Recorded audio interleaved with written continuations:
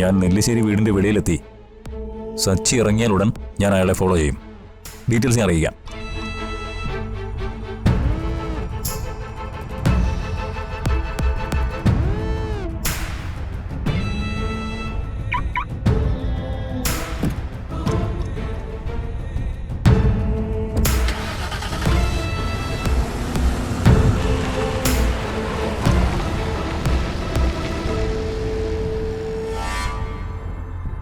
അവന്തിക, സച്ചി ഇപ്പോൾ കാറിൽ വീട്ടിൽ നിന്ന് ഇറങ്ങി.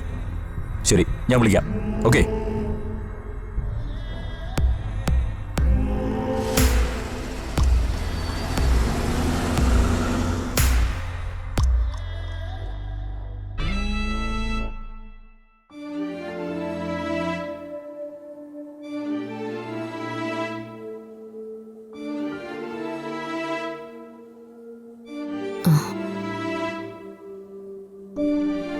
വന്നോ?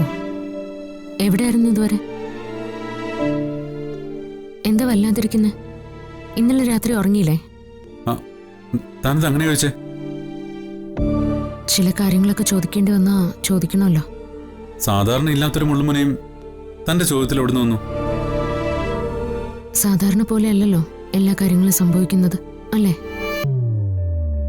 ആണെന്ന് സച്ചേട്ടന് പറയാൻ പറ്റുമോ?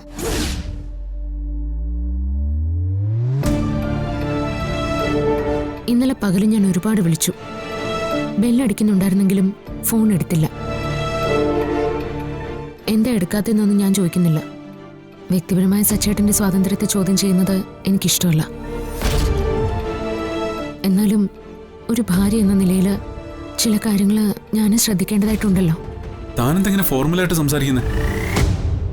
തന്റെ സംസാരത്തിന്റെ രീതിയൊക്കെ മാറിയിരിക്കുന്നല്ലോ.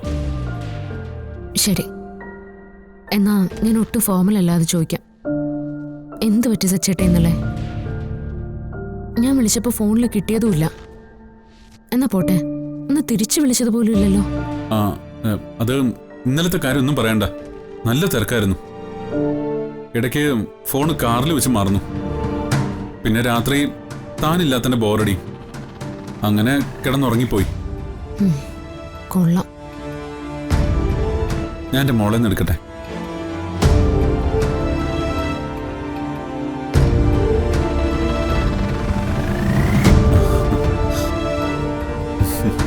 മോളുസേ, അച്ഛൻ്റെ മോളുസേ.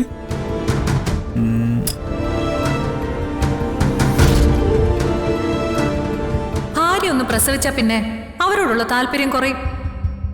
ദേ, നീ സച്ചിയൊന്ന് സൂക്ഷിച്ചോ. അവന് നിന്നെ മടുത്തു എന്നാ തോന്നുന്നേ. അവനങ്ങനെ തോന്നിയതുകൊണ്ടാണല്ലോ ഇന്ന് എല്ലാം എന്റെ കണ്ണിന് മുന്നിൽ വന്ന് പെട്ടത്. ദേ, പുതിയ നമ്പറുമായിട്ട് ഇറങ്ങാണോ? നമ്പറാണോ അല്ലേ ഒന്ന് നീ പിന്നീട് തിരിച്ചറിയും.